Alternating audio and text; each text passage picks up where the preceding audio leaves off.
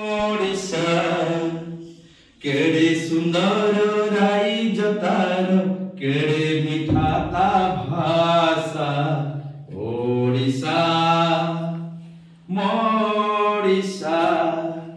आज होची विश्व मातृभाषा दिवस बा आंतर्जातिक मातृभाषा दिवस।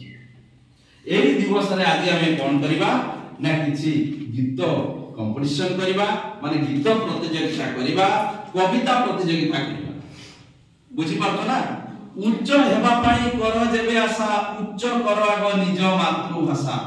आम मातृभाषा ओडिया हे पारे हो हे पारे साताली हे पारे विभिन्न भाषा आम मातृभाषा जहार जो भलिया मातृभाषा आसे से सेही भलिया करे। पिलाटी जते बेले जन्म हुए वर्षे हेला परे से तार मां बापा पाखु जो भाषा टी शिखे सेटा होची ता पई मातृभाषा। तनु मातृभूमि मातृभाषा रे ममता जाहुते जनमी नाही ताकू जदि ज्ञानी गण रे गणिबो अज्ञान रहिबे का। बुझी परछ ना। जदि मातृभाषा को मु भलो पाउ ना मो भाषा को मु गुणा करूछु ताहाले मु केबे जीवन ले उन्नति करि परिबि नाही मते केबे अधिक रु अधिक सम्मान मिलिबो नाही।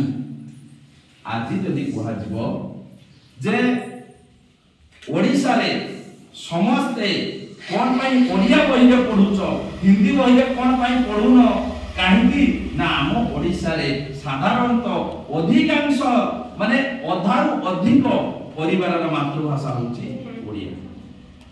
तेणु आमे आज कोन करबा से मातृभाषा रो उन्नति करबा पाई हम निज मातृभाषा को स्ट्रांग करबा मातृभाषा को आमे कोन करबा निजे उच्च को नै जिबा। ठीक अछि। तेणु आमे आज गुटे गीत कंपटीशन करबा। साधारण से गीत होची भजन गाइबो बा देशात्मबोधक गीत गाइबो जेमिते मु तुमको गुटे गुटे गाई के टिके टिके सुनाई दे। बुझी पारतो ना।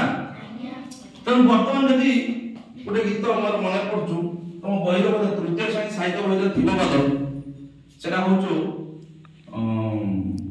तुहिमा जन्मभूमि पवित्र भारत भूमि तोहरी संतान में अटु सरबे तोर श्रीचरण सेवा पाई मन प्राण देवा गाइबा तोहर नाम आनंद रबे। एटा म सुनिछ ना किए गाई पारिबो ई गीतटा किए गाई पारिबो। तुही मा जन्म भूमि पवित्र भारत भूमि तोहरी संतान आम्भे अटु सरबे तोर श्री